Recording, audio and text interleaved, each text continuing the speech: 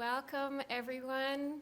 Thank you so much for coming out on your Friday evening for poetry. This is the last weekend of Poem City, and I'm just thrilled to be here tonight with three other poets. Unfortunately, Elizabeth Powell is sick and can't make it, but I'm Diana Whitney, and we'll be reading with Allison Prine, Bianca Stone, and Karen Gottschall. And we're going to do what we did last year. I don't know if anyone was here. We read on the eve of the total solar eclipse, and we decided, which was a very high energy event. I will say the energy is like more subdued, both in the cosmos and in the world. And but we're going to just go alphabetically by first name. So Allison, Bianca, Diana, and Karen. And I'm just going to introduce a little bit the reason for the title of the reading, which is in a way a little bit arbitrary, but I was thinking about poetry as an act of meditation.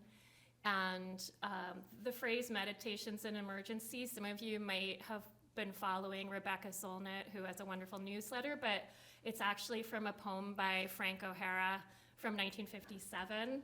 And was one of his signature poems, I think. He is a just wonderful gay poet of the New York School.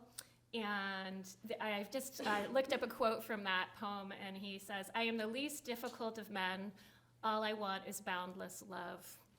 So that was the original Meditations of the Emergency, but I wanted to start this reading off before I pass it on to Allison with my favorite Meditations in an Emergency by a poet, Cameron Awkward-Rich, who I think was paying homage to Frank O'Hara. Meditations in an Emergency. I wake up and it breaks my heart. I draw the blinds and the thrill of rain breaks my heart. I go outside, I ride the train, walk among the buildings, men in Monday suits. The flight of doves, the city of tents beneath the underpass, the huddled mass, old women hawking roses, and children, all of them, break my heart. There's a dream I have in which I love the world. I run from end to end like fingers through her hair. There are no borders, only wind. Like you, I was born. Like you, I was raised in the institution of dreaming. Hand on my heart, hand on my stupid heart. So I love that poem. I think it's a good introduction. Cameron Awkward-Rich is a trans poet. He's a professor at UMass, and I think that there are no borders, only wind is a pretty good theme for us right now. So please welcome Allison Prine. She'll be starting us off.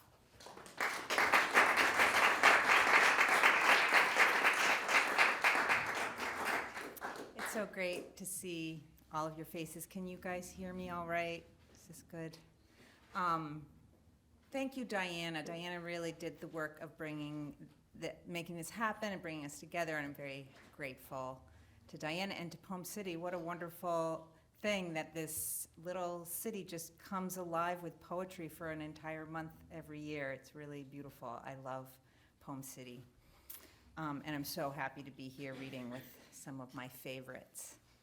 So this poem just popped in my head first. I'm reading from Loss and Its Antonym, which is my book that came out just about a year ago. I read this when I did this reading last year. It's the first time I got to read from it. I didn't even have my copies yet. But I do have some if anyone wants to buy it from me after. See me after. So I thought of this poem called Story of Lies. It's hard to distinguish a metaphor from a lie. When I say, I am a mule, turned out to pasture, I mean, I was built for things I would not do, stubborn. It was easier to lie before I learned to tell the truth. I longed for quiet places with open sky. I stood in my uniform in the shallows of Chautauqua Lake, between the lunch and dinner shift, having my own blue thoughts. That was long before my vocabulary caught up with what I knew.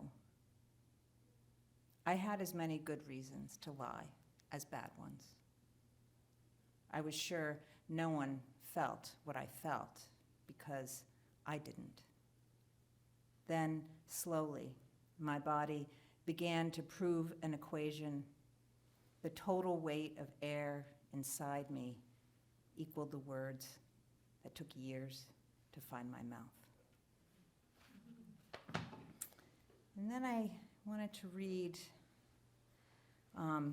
Mother's Day is Coming. One of the major losses in this book is the loss of my mother when I was a child. And this is a poem about her called Strayed. Peonies in bloom remind a woman of the best sex of her life. At night, I cut blossoms from all the neighbors' yards to honor my mother's infidelity. She holds a cigarette to her lips in the last photograph of her before the accident. Every week, I take one cigarette from the pack and smoke it in homage to all women who try so hard to be good until they can't. The path backward is made of quicksand and the heavy breath of horses. My mother's lover is back there, a mosaic of other people's stories. It is hard to distinguish each element. Locust blossoms falling from high branches, a full ashtray on the kitchen table, the smell of hard rain, posture of a woman ready to step from one life to another. I was small when I got lost in a pasture, somewhere close to home yet unrecognizable. I try to calm this memory of horses and grasses as I survey the trail. I hear my parents fighting in the distance. The heart of a larger animal beats in my small chest.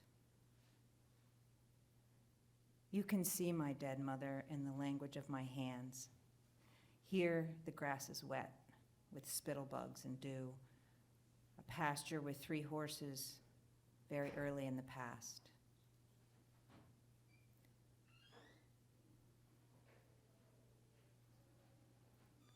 I wonder if she felt heard or only seen in a certain light. I wonder if she wanted in or wanted out. At the end of the backward path, there are sparks and shards and an accordion of steel. The shadow of the locust tree breathes. The surface of the lake breathes in the darkness, sheets on the empty bed, the mourning dove resting on the pavement. Sand on the backward path breathes. The bramble at the edge of the pasture breathes. The dog, anxious at the door of the past. Snow at the scene of the accident.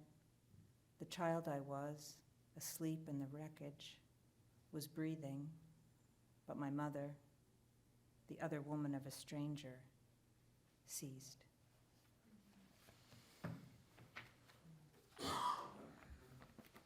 Do you want to grab a chair? Welcome. I'm going to read a few new poems that have come out since Loss and Its Antonym. I think when I was thinking about like meditations in an emergency, I basically felt that every single poem I've written is appropriate for the topic, so that wasn't too hard. Although all of our sense of emergency may be a little more acute at the moment. Dogwood. I'm surprised by how the freedom I choose is so quiet. I stay at the edge. This is not leaving.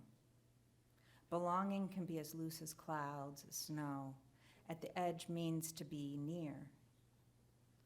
The child I used to be slept holding a rag doll stained with blood. When I got older, I thought if my house caught fire, I would grab that doll before I ran out. Now I know that fire will make its own decisions, and I will love what's left. Near the old house, dogwoods grew wild. Under the towering white pines, they bent and contorted to find light enough to bloom. In the dappled spring forest, they did. They bloomed.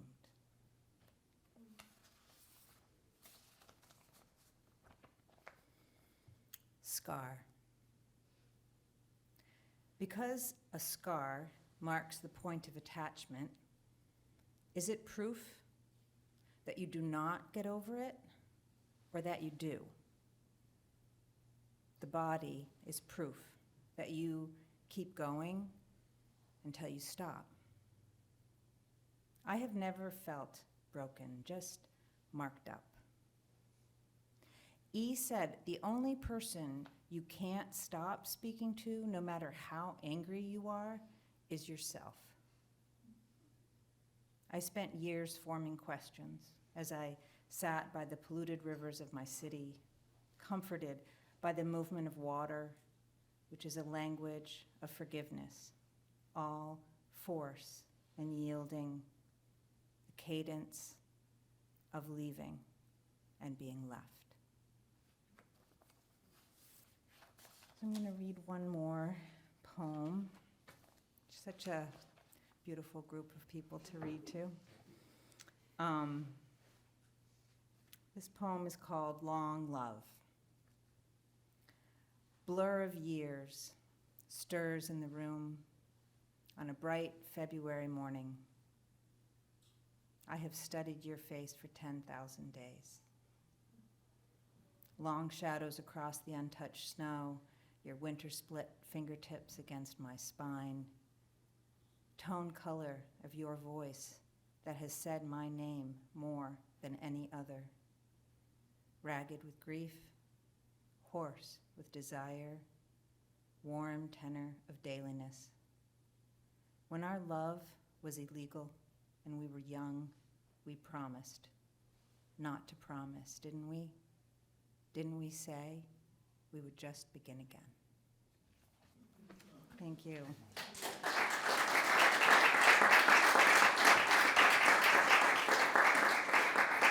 So I want to welcome our next reader, our beloved poet laureate of Vermont, Bianca Stone, who is the author of several amazing books of poetry, including most recently What is Otherwise Infinite, which won our Vermont Book Award. And I think there is another book coming soon. Hopefully we might get to hear a poem from it tonight. And Bianca also co-founded our the poetry-oriented nonprofit Ruth Stone House here in Vermont. So, Bianca.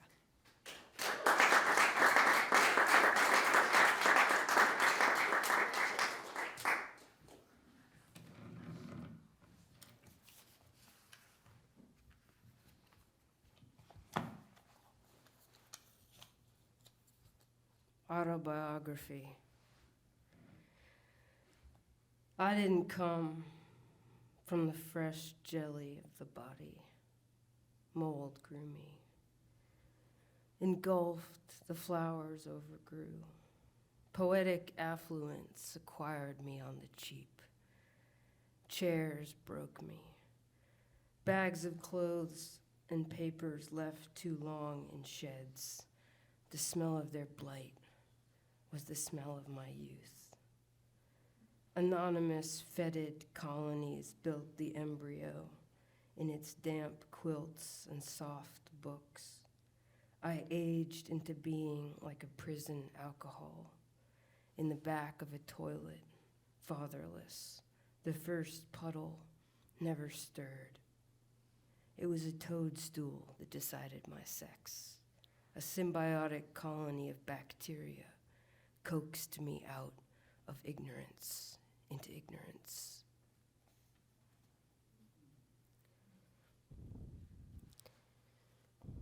I'm reading my friend's book called Poetry's Knowing Ignorance, and it's a very wise book. he quotes this other guy whose name I can't remember, who says, poetry is like a key you keep losing. I love this idea of Poetry Month and Poetry City, but I'll say poetry world. Poetry, I would say it's cosmic, but I think there's something uniquely human about poetry. I think we put a lot of emphasis on technology as this sort of astounding human achievement. But I suspect something along the lines of language and words. Apocrypha. It is said that Jesus couldn't admit to himself that he was a simile, that he hung out with tax collectors and whores, that he was profound allegory and data compression. He said he'd explain later, but rarely did. He fostered over 1 billion abandoned children. Whenever he saw someone remodeling a home, he would volunteer his skills, sanding the drywall until the seam was virtually seamless. They say he was jealous of Osiris, that the last thing he sucked on was vinegar from a sponge lifted from a hyssop plant. And who can explain it to the literalists? He said no man could spiritually mature without also being a woman, no woman without becoming a man. Peter hates all my sex, Mary Magdalene wept to him one day. Whenever Jesus saw a horse standing in a field in the rain, totally still, with its eyes closed, he fell into a depression because he knew he could never lead humanity through such an education. They say his favorite thing to do on Passover was dunk the egg in salt water and feed it to Mary. They say a man named Simon also went around calling himself Christ, suffered in Judea, and paired with a redeemed harlot. It was common knowledge that Jesus was everyone, loved Mary Magdalene best of all the disciples, that all the women surrounding him were named Mary, confusing on purpose, that the myth was created to make a tangible basis for comparison, that because of him, Rilke thought life was a series of coded messages, and in conversations, Rilke spoke as if in spells, as naturally as an adverb. And anyway, we're all manifestations of that, like fungus, linking plants through minute cords of mycelium.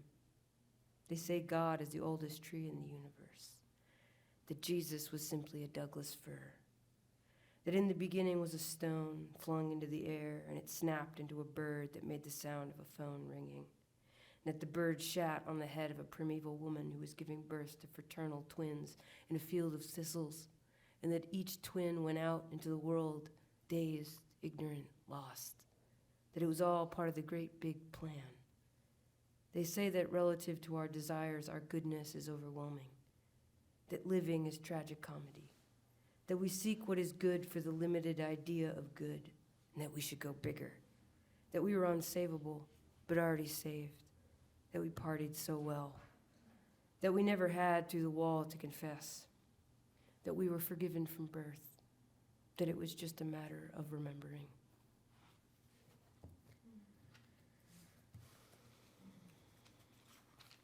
Happy Easter.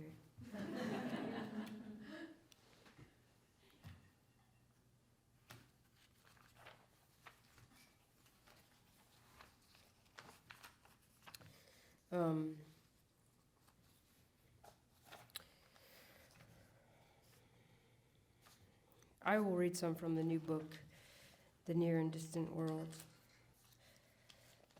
It's so nice to read with such beautiful poets who I've read with many times before, I hope many times to come. Mother's Day. There is no sucker here. Plus, we have unfortunately denied your application. Though there were many strong moments, we'll paste some examples of what was working well. This line was quite wry and vulnerable, and in general, we liked the nature imagery. We wish we could give you money, so you might find a quiet gazebo to write more of the same ambiguous and tormented poetry. about the same vague abuses no one will give you a medal for since eventually you liked it. To be locked in a box the size of the earth, a bazillion children vying for one cold leftover breast turning in the soundless dark. Oh, it's hard to console you when you're like this, out there wherever you are, drinking from a jar and eating your nightmarish chocolate flour. When you reapply, which I know you will, tell them I sent you. Tell them I agreed with you on that one line that said, God hides in the transference, and no one asks to be born. And happy Mother's Day.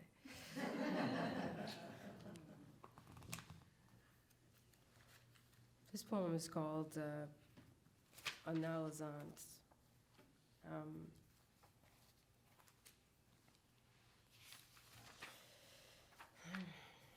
guess I'm reading it.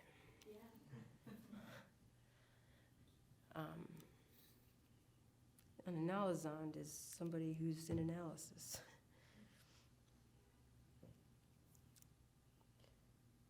The fantasies are tangled up with the old objective suffering. I'm tired. Just let me sleep. The anger wears you until you're blown away by the slightest breeze. I've worked so hard, self. Now let me sleep. The archetypal defenses with the hidden idea, my body is leathered with them. I've been rooting around like a truffle pig in the black soil, and the scent on the wind is delicious and rare. Let me go, Rapunzel. You who barely lift your 20-foot braids, but there she goes again. Letting the witch crawl back up to kiss the girl on the lips, to make dark red marks across her sealed mouth. When will it end? Well, there's not much to be done in terms of thinking it through. It'll start thinking you. Memory is tricky, an issue for the translator. Memory, rolled in desire like raw meat and breadcrumbs and yolk and sizzled for ages. It usually gets worse, much worse, burned beyond recognition in front of everyone. You must spend as long as it takes to bear a single word beside another word. You must find some current event in your gaze. You must look up at the eternal stranger. There, in an intimacy, you'll never see the top or bottom of, just the navel of the dream. And he'll approach and stand at a distance that profits not, but for the work you must love and make him cry, at least once. Your little drama flayed on the cross in front of him. You must play it out, and then spend hours alone in its aftermath, looking out the window, watching the sky change in a day, watching hawks circle in it, so high they're like barrettes, matter, caught in the blowing gray hair of a great and bodiless mind.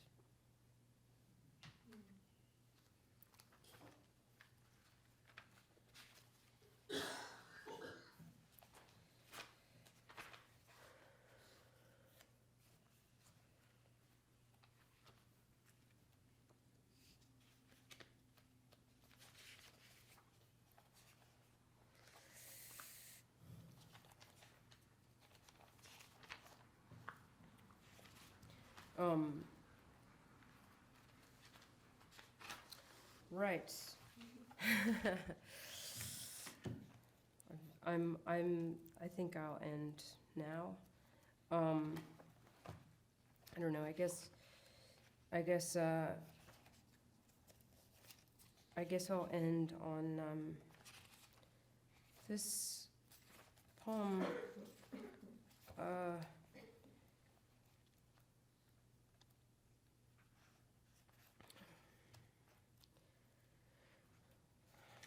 God, I don't know. It's like, I don't know. Sometimes I feel like I can't bear to read this poem ever again.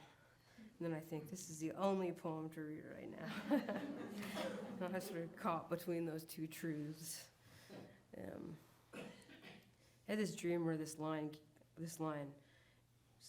I went into the room and I was caught between two keys. And there I just said that line about poetry is like a key you keep losing. I am caught between two keys. That sums it up. my poetry life. Well, thank you all so much. Okay, this is called The Way Things Were Up Until Now. I'm bored of all the excuses. I'm bored as Mayakovsky at the finished painter's exhibition, barking like a dog through the foreign minister's toast until he cried and sat down. Deadly serious. I'm bored as an elegy. I mean, why care at all, speaking as a pitfall in a world of pits? But we do, to the death.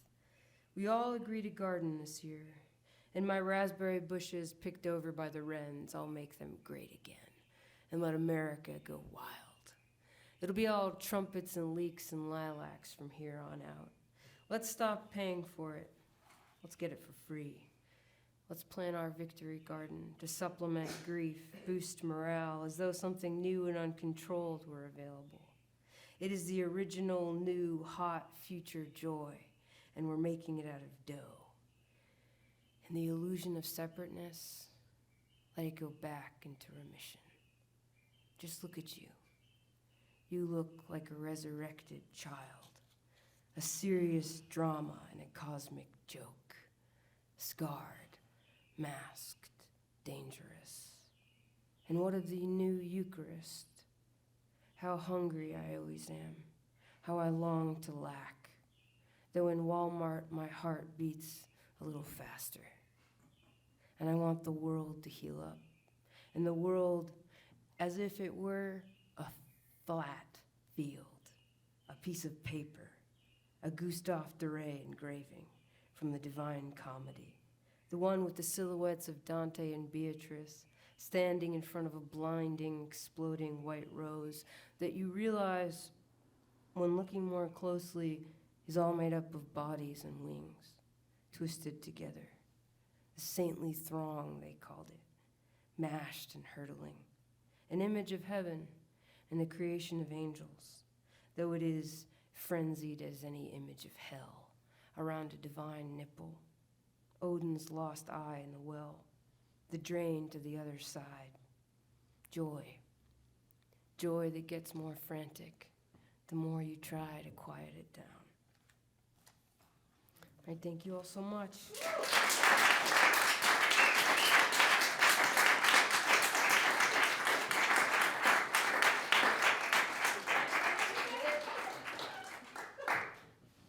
Next up, we have the illustrious Diana Whitney, who's made this whole night possible, whose poetry stuns me, who's put together that beautiful anthology and so many great readings. Diana Whitney.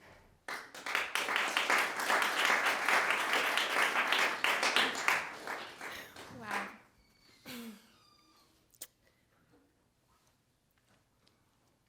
Penalty box. The ice is a brutal slab tonight, etched with tempered steel. Echo and thud of bodies slammed against the boards.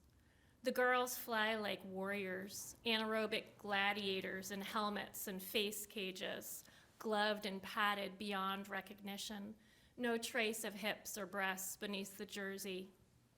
I feel their ferocity, sticks whipped and slapped, ponytails streaming on the power play. Suddenly there's a ruckus at the goal, and it's my girl swinging her fists, charging on despite the whistle, pummeling the offense as two refs try to pull her off. The crowd roars. Boys bang on the boards in a frenzy of fight lust. We stand by through the long hush of deliberation. Will they throw her out? 3 minutes in the box for roughing. She sits there grinning with pride, bareheaded and adrenalized, poised like a lioness after the chase. Where else can a girl let herself go? Unbridled rage, muscled against the enemy, sweat channeled into legitimate violence, protecting the goalie, blocking the crease, rousing the team in the final period. Short fuse, hard head, stick smashed like a weapon on the ice sheet. Hand her a crown of laurels as the clock runs down. So once upon a time, I was a hockey mom. I am no longer, but the poem exists, even though I still don't understand the rules. So I'm not a poet who writes in response to current events. I know there's some people who are that. It takes me a while to let things percolate, and I'm just a slow writer in general. This poem came out of me in response to, well, you'll see, maybe you'll guess. And it's called My Phone Reminds Me It's Mercury Retrograde. We know the season's ill. The messenger planet moves backwards, a retrieval. Things fall apart, we turn away. The May heat wave torches the lilacs. The cat dismantles a songbird while we chant Om. The woodpecker batters the metal roof. No sleep in that relentless hammering. The reports of another young man entering a school with a new weapon. I'm numb, says A. She has to walk through the gray double doors each morning. The principal comes over the PA for a moment of silence, then the earth spins on. Retrieval of what we've forgotten. Return to lessons we haven't yet learned. The lone woodpecker raps rat-a-tat-tat at dawn, like a backyard war zone, like bugs or nutrients are hidden in sheet metal. We can't block the sound of it. Can't stop scrolling the vigils of stuffed animals and petals, pixels of anguish and vanished faces. Hunger drums in the lush green morning. No silence long enough. Okay. So, I guess content warning for the next poem. I have a book which is coming out next April. It's called Girl Trouble. It's about raising girls and surviving rape culture and excavating adolescence. And this poem is indebted to my teacher Chen Chen, who taught a workshop on the hater poem, which was not a concept I was familiar with. And it was about unlocking the energy inside, like the reverse of an ode, and how much latent energy and potential is in that. So I surprised myself, and this came out. Well, come on in. Hate poem for Animal House. Frat boys, I hate you in plural and flannel, in ball caps on backwards, holding court on the balcony, brick kingdom of kinship casting judgment below. I hate your grand pillared houses of debauchery still standing, prime real estate increasing tenfold, lifelong capital return on your hell week paid out in networks of power. I hate your future sons and their legacy admissions, your beer pong in the reeking basement, plastic cupfuls of beast like primitive foreplay, your private language of excess and domination, chugging and booting and chugging anew. I was supposed to laugh, supposed to feel lucky, appraised by the bouncer dude working the door. Frat boy, I hate you in singular, your gaze up and down me, burly pecs and t-shirt sweat, square jaw of ego, wordless lord of the castle, the unflappable nod, granting permission to cross. I hate your prowess at keg stands and beer bongs, your fleet of motorcycles, your pack of house dogs pissing on the ruined lawn, your traditions alive in iconic movies, and football kids here in town shotgunning beers on YouTube, like the high school kid who raped a girl at a party, and someone filmed it and posted it, but nothing happened. He got to stay in school, stay on the team. Everyone knew, even the principal, a squat former frat boy. Oh, I hate him too, how he patrolled the halls and dress-coded girls, made them lift up their arms and scanned for an inch of midriff, sent them to the nurse for baggy sweatshirts of shame. And I hate the mothers of frat boys, the ones who raised them, the one who told me in earnest, in tears, I'm sorry your daughter got hurt, but I have to believe my son.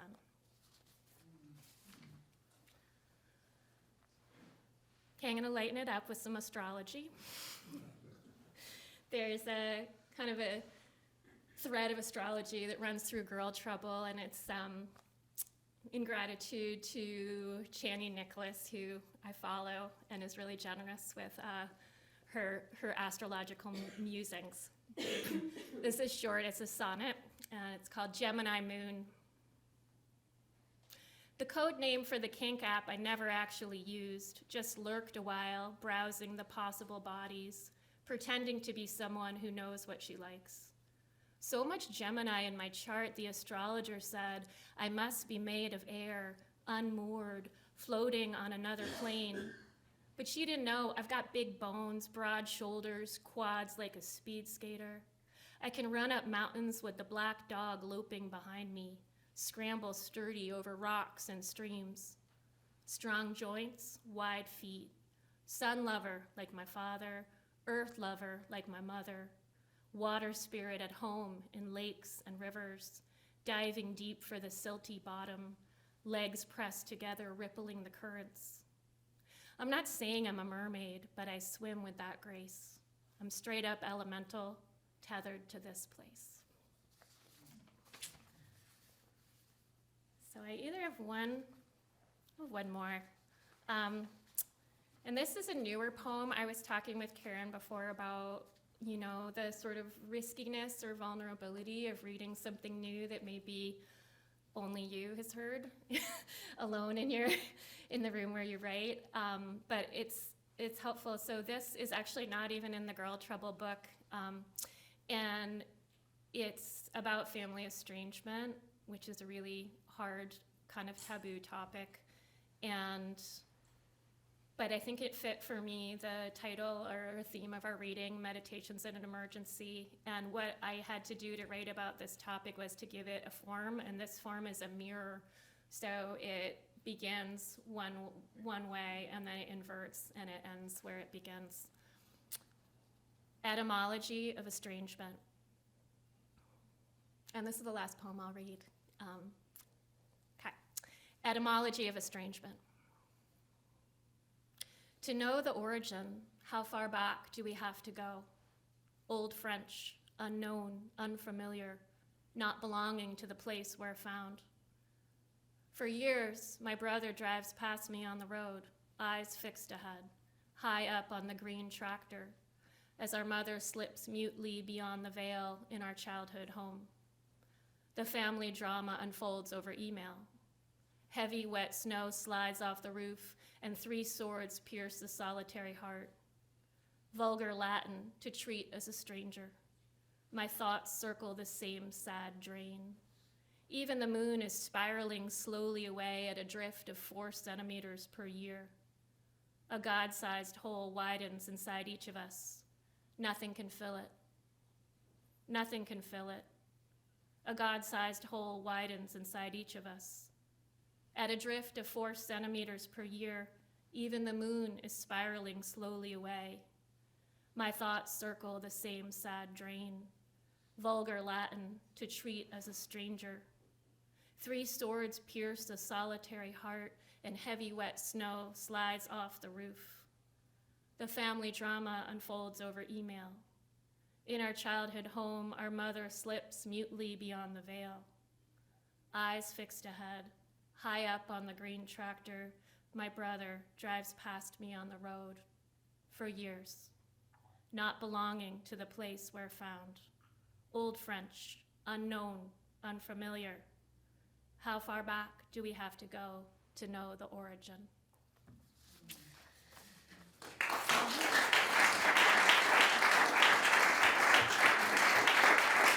Thank you so much.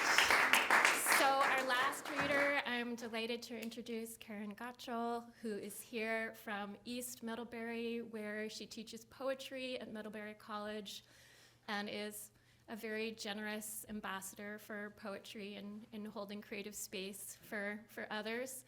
And then after we hear Karen's poems, there'll be optional Q&A/conversation for a few minutes before we say goodbye. So please welcome Karen Gottschall.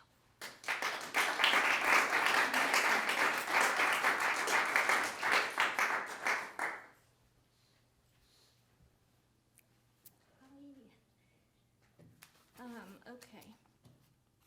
Let's see, I feel really lucky to have been invited to do this again this year. It was definitely a highlight last year in my poetry life, and so being here again this year with these wonderful poets is really a pleasure, and thank you all for being here too.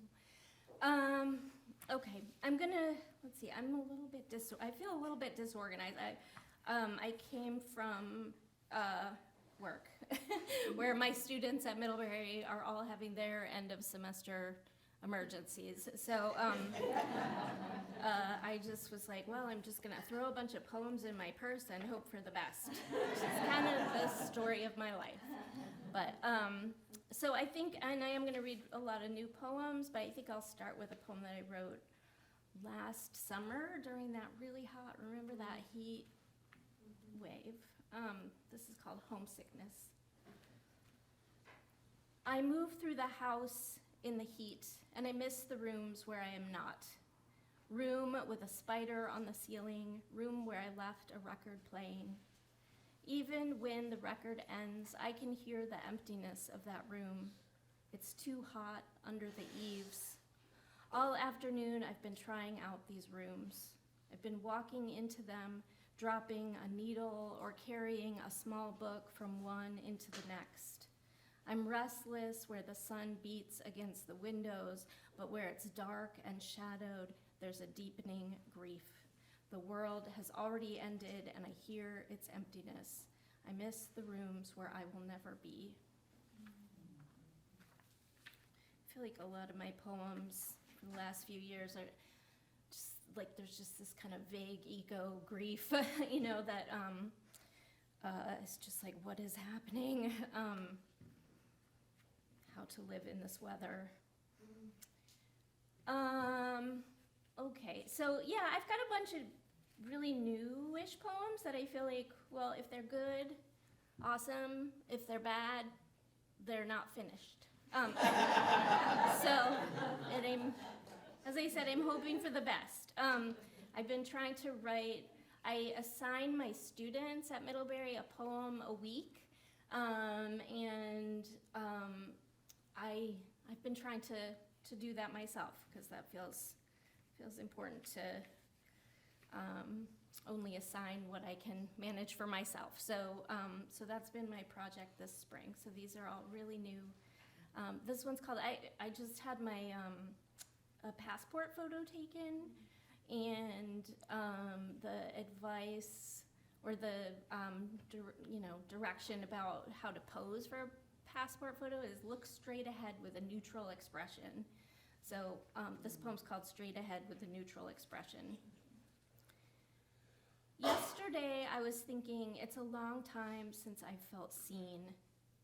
Funny, because at that moment I was driving to the post office, my appointment for a new passport photo where I would of course be observed and documented. It seems important to have a current passport. It's been on my to-do list just to know I could present it if I had to, but the postmaster took my check and asked, have a fun trip coming up? Once I went to Italy, and once I went to Paris alone to celebrate the end of a difficult chapter. I was young and felt seen by the men on the Spanish steps, by the maps in the Vatican Museum, and by a girl I spoke French with in an elevator.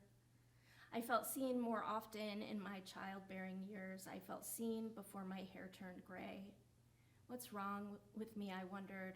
We've endured how many apocalypses in the last 5 years, plagues and wildfires and so much violence, grief, and I'm going around wanting to be seen. The postmaster fumbled with her digital camera. Once I felt seen by a weasel I met in the woods behind my shed, her eyes on me, a tender question. I was looking at the postmaster, thinking she seemed so tired. I used to have a job that required a uniform too. My vision was better then. My passport photo turned out okay, but I had to tell her no, unfortunately, I'm not going anywhere.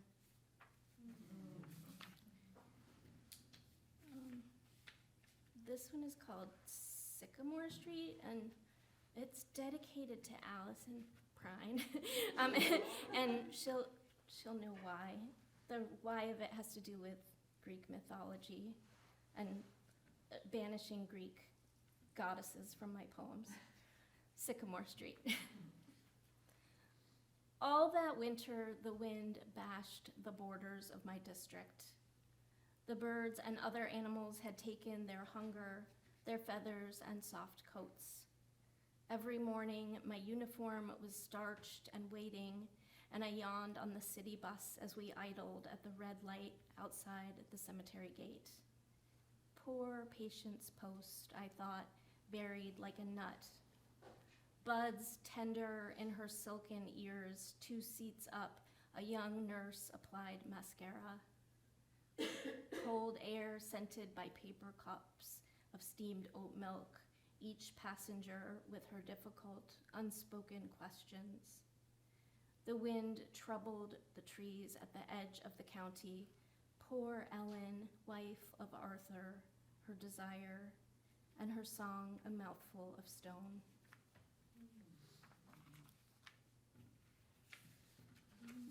This one's called Camera Obscura. Do people know what a camera obscura is? Yeah, so so it's like a pinhole camera is a camera obscura, but sometimes like rooms are camera obscuras. And when I was growing up, my childhood bedroom was a camera obscura. There was some hole somewhere in the wall, and the parking lot behind our apartment building was projected onto my ceiling. Did anybody ever have that? Has anybody had? You have? Oh my gosh, we should form a support group, because I feel like it was really confusing to me as a kid. I thought that I had some kind of magical powers or something. Like I was like, I can see the outside on my, or I don't know. It was kind of magical. I've been trying to write a poem about it for a long time. So this is my latest effort. Camera Obscura. The neighbors called the cops on Mom and me the night we had to break into our own apartment. Not as dramatic as it sounds. We left the kitchen window open a crack, and I was 7 and skinny enough to shimmy through. I hadn't thought of it in years, but last night I dreamt of that neighborhood, our building. It had become a kind of prison for the dead, a heavy gate preventing entrance, and I spoke to my mother through the iron bars. When I see her like that, she never mentions her death or the time that's passed, but I get the feeling she'd rather not be bothered. If dream people are aspects of ourselves given voice, then who inside me is she? She's so angry. Or if she's my mother for real and I am granted these visitations, then I think she'd prefer I just move on. When I remember my childhood bedroom, I think of the ceiling on which, through some small gap on sunny days, I saw a projected bird's eye image of the parking lot behind the building. I remember lying on my bed, looking up as her gray car pulled into its space. I felt like a spirit floating above the blacktop, watching her bend to pet the neighbor's cat before she dug in her purse for a cigarette. How long have I been haunting her? After I slipped through the kitchen window and set my palms on the cold tile floor, I unbolted the lock to let her in. Soon the reds and blues bounced off the eggshell walls, and the officers had to write a report, even though the neighbors came over and helped clear everything up. We all had a good laugh. She didn't mention we'd been at the bar. And anyway, I liked the bar. I liked the walk there and the walk home, holding her hand. I liked that I fit through the narrow opening of the window, and the feeling when I touched down and had that moment alone in the darkness to decide whether or not to open the door and let her in. Happy Mother's Day. This is also a mother poem. I think it's called Heart Surgery. I'm not quite sure. We've been fiddling with different titles. This is my last poem. Static still ripples from the inner sleeve, and my index finger anticipates the dragonfly lightness of the tone arm, finds the exact angle for lifting the cartridge by its delicate foot, and after decades of silence, I release the first breath of ether, then the opening electric howl, cold late night, from my mother's 50-year-old heart record. See us dancing in the living room so long ago when I finally drop the needle. Thank you.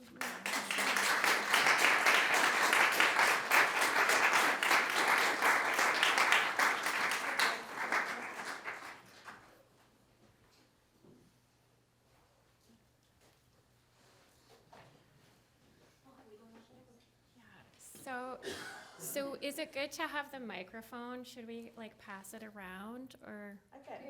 Yeah. You could probably hear us without it. Yeah. Either way. What if we kind of put it this way? You want to try? You can pass it around. Okay. I don't know. In the back, can you hear me? Appreciate it. Oh, Yeah, I think it's. sure. Okay. Just use it. Okay. We'll just. Oh wait, I don't even have it. I guess if there's questions, we'd love to hear them. Otherwise, we can ask each other a couple questions before we wrap up. So, yeah, I'll just give it to you because it's. I want you to ask each other questions, please.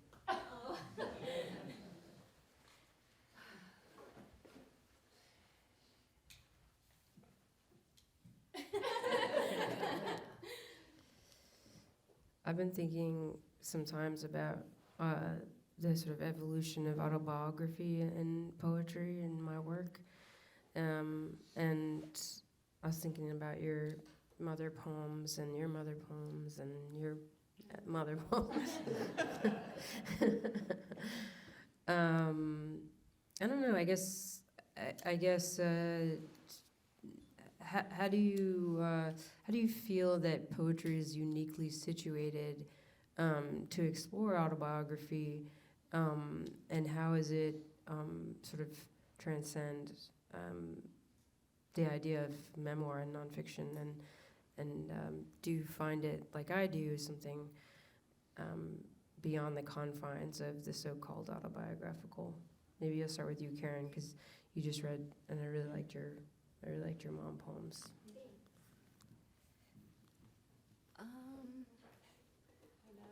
Yeah, I don't really think of it as autobiography, I guess. I mean, I feel like I love storytelling in poems, and I do, a lot of my stories are autobiographical, I guess, but I also love about poetry that I can just make stuff up too, and like, or, you know, make up, yeah. I love that I can sort of make my dreams feel like reality and my reality feel like dreams, and play with timelines and, you know, time travel and all of that stuff. I don't feel like I don't feel like I have to be super faithful to like the absolute truth, but I also feel like I know, you know, what feels true to me, and try to stick to that feeling of truth. I don't know, does that, yeah.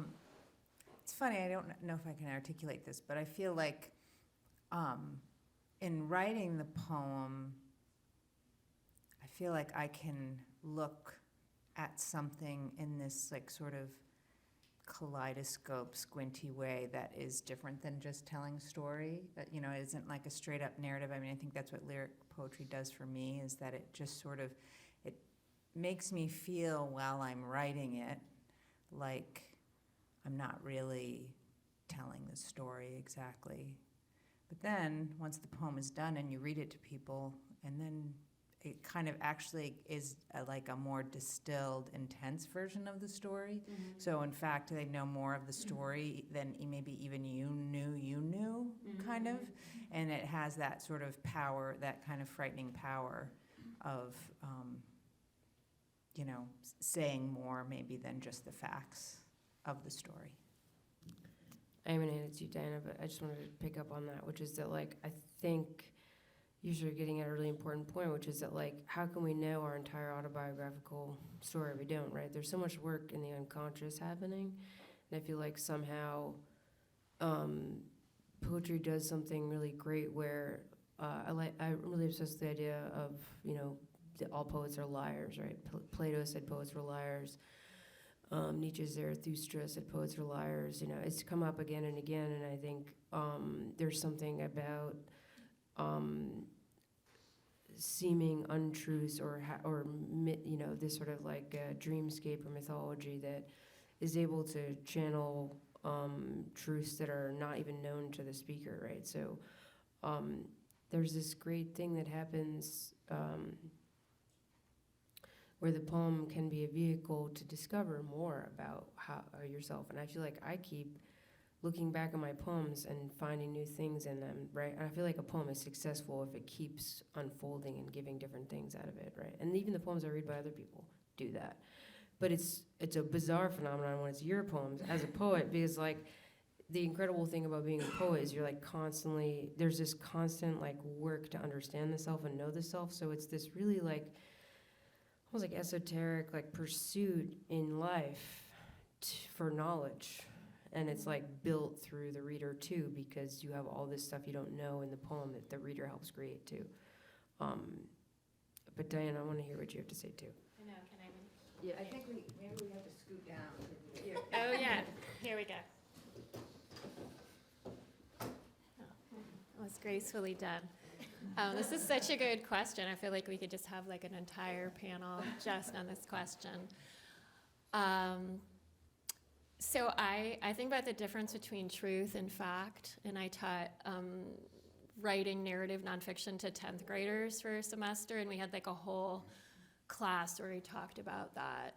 And it was specifically around like writing your true stories or writing memoir, but I think that I try, and I think about this a lot, the leeway you get when you're writing a poem is whatever is emotionally true may not be rooted in like a literal fact that could be documented in a photograph, or if somebody recorded a conversation, which a lot of my memories go way back before people were doing that. But so I guess because I have written nonfiction too, I feel like poetry is this landscape of following language and seeing where it leads, which may not be to a place that I was expecting. So it goes beyond whatever autobiographical thread might have been the impetus for the poem. And it also, like, I feel like you can hide a bit behind different speakers in poetry, different voices.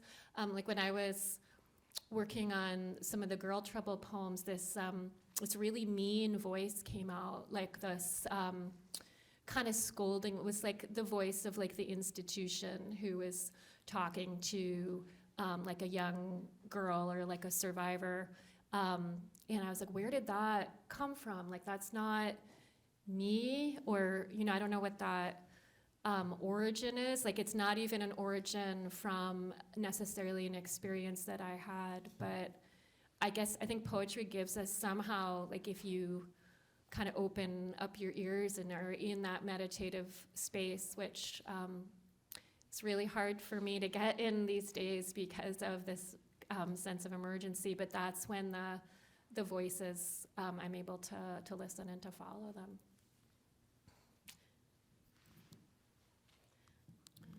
Yeah, I feel like Oh my gosh.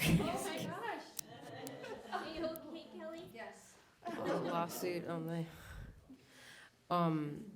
I was just thinking that the phenomenon of the so-called speaker in the poem, like when you're in poetry workshops and you say it's the speaker of the poem, it's not the poet, just speaks volumes to what poetry is a vehicle for, which is this idea of self and the multiple selves and the personas that we have within us.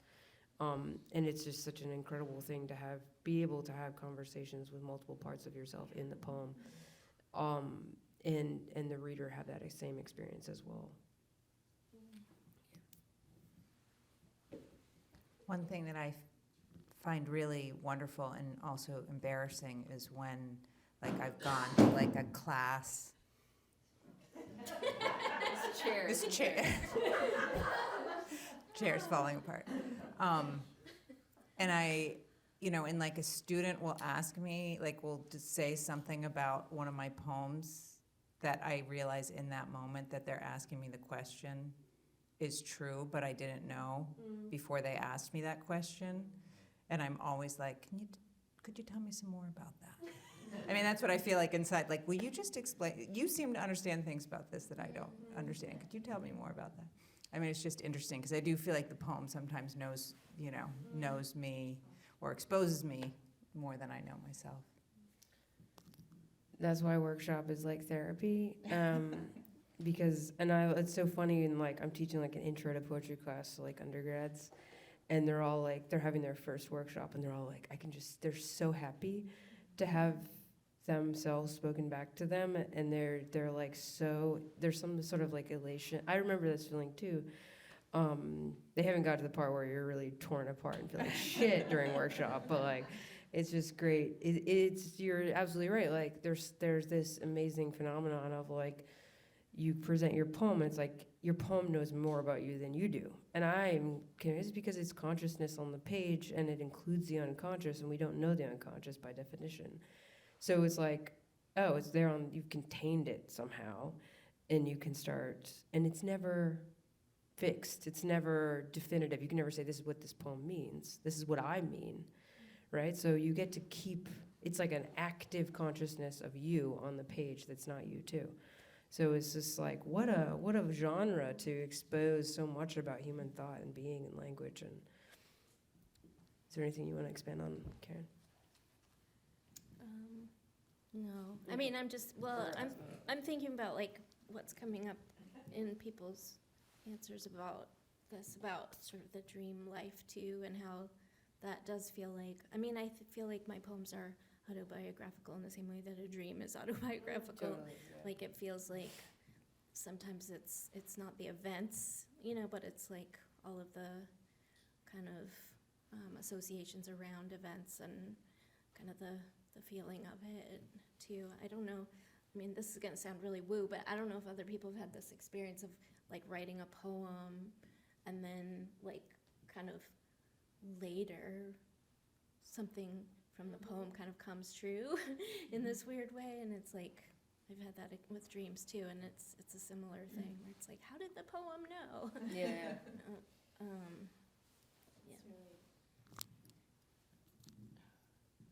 Yeah, that this sort of rediscovering the meaning of one of your poems, that happened to me in such a weird way with like the title poem of my first book, Wanting It. And I remember like when the book came out and I gave a reading and someone was like, yeah, that's your seminal poem. And it was this sort of felt like this kind of sexy poem and whatever. And then I revisited it years later, like after lots of therapy and therapy and the Me Too movement, and I was like, wow, this is actually a poem. The last lines, it's like a high school poem, and the last lines are, I was some other girl, I was anyone's candy, and it's like the whole thing, the speaker's like watching herself from the outside, and I'm like, this is a poem about dissociation, and it's like a post-trauma poem. So what I had been sort of trumpeting like proudly, or I'm not saying I'm not proud of it, but there was like this whole knowledge that the poem had that was like a key, maybe, that it just took time and work and therapy and other kinds of writing to understand. And it doesn't mean that I think it's like a bad poem now. It's just I'll never be able to see it with the same way and read it in the same voice that I used to. Does anybody else have a question before we end?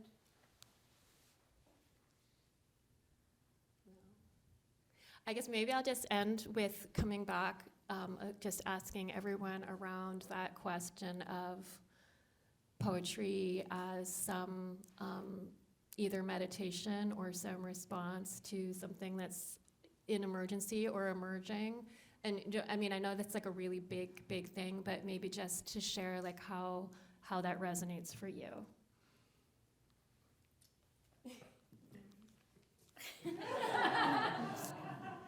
Well, Karen knows that I've been in an emergency all my life, so I can speak to that.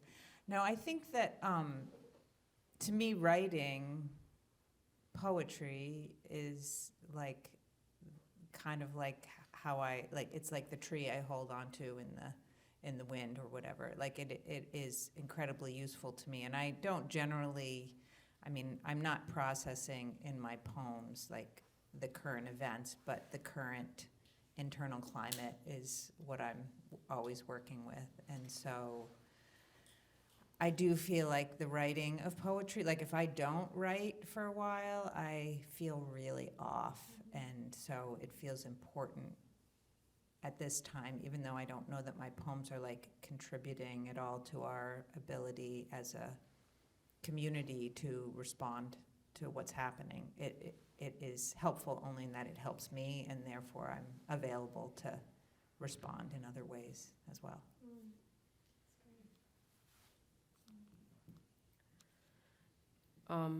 Poetry as meditation in the times of emergency. One thing is, I mean, literal meditation. I was listening to David Lynch talk a lot about transcendental meditation, and I was like, this is something I really need to do. But I don't meditate. In terms of sort of meditation and the idea of sitting with and being mindful of one's body and surroundings during probably the most intense political and ecological crisis the world's known for quite some time. Poetry, I, of course, feel is very important at this time, right? Because we've been talking about how it's a very interestingly inward gazing experience where you're plumbing the depths of consciousness, you're mining the autobiographical. It's very personal in this way. It's very individualistic. But I think what it does too is it somehow is a way to sort of research and sublimate the personal experience with the societal experience and trying to make sense out of it in all its ambiguities and complexities, and make something really shared and beautiful. So it's a very tiny thing. It's a very small world. The poet is sort of marginalized, but I think of poetry as not just confined to poems, but a way of being in the world and the way of being with yourself in the world and with nature and with one another. And it is actually a very small scale thing, but it has it has ripple effects, on such a massive scale. We just don't think in that way in our culture. But I believe that truly because I feel like poetry is the original genre and it has endured all this time. And this is in a way what we're looking, I'm sorry, I'm going off, but this is the last thing I'll say. I feel a little bit like look what happens when we have a society and a culture and a world that doesn't value poetry, that has to ask the question, why does poetry matter? If it even can articulate that question, it does have to ask that question, and it does ask that question, and it says, it doesn't matter. It's stupid. There's no education system. Poetry is not part of our society. It's not part of our infrastructure. It's not part of our upbringing, language. It's seen as elitist at worst, and at best as some self-help genre. So it's complex, but I feel like in terms of meditations in a time of emergency, I think what I also see, even though all that's true, I also see this room full of people. I see us all like getting together and doing little things like this. And every time I'm in these little rooms with people having these kinds of conversations, like I feel like so good about it. I feel like so good about our small community. And it doesn't have to be on a mass scale to make a big difference. Because that's just, in a way, that's just not how we're built. And this is the reason why we've ended up where we are. So, yeah, Karen. Yeah, I think, all of that. I think there's so many like forces in the world right now that don't want us to be looking inward and don't want us to be making music and don't want us to be, thinking really deeply about our experience and about what's happening to our climate and to our world. And I think of, even though, I don't feel like my poems are often, like Diana said, like, it takes me a long time to process things. And so like current events don't usually sort of make it into my poems directly, but I do feel like, for me, like poetry has always felt like it's felt like kind of rebellious, like this kind of act of resistance against like everything there's so much garbage, and like just being able to like listen to my thoughts and sort of collaborate with language to say something true about my really subjective experience feels powerful. Yeah. Yeah, I love that, all these answers. I was just, the act of writing a poem and then sharing it, even with one kind reader, can be just a profound form of connection, let alone like getting to read with 3 other poets and be in a room full of people who love poetry. So thank you. I feel like these, potentially small acts of community, and even what Poem City does, like walking down the street and there's poems in every window, and a lot of them are by children, and that, I guess, makes me feel hopeful. And I had written down something about how can we imagine a different world through poetry, and that is something that isn't like a goal that I would come to the page with, but like one of the things that this is more a personal project, but I found myself reimagining high school, which for me was really, or a lot of people, a horrendous experience, but that poetry gives us this access through language to either create a new world or to reimagine a different world, and maybe we can imagine the language of freedom and different stories, and just whose stories whose poems we're listening and sharing, and I guess that's why I wanted to begin with a couple of our forebearers. So, thank you all. Thank you for coming.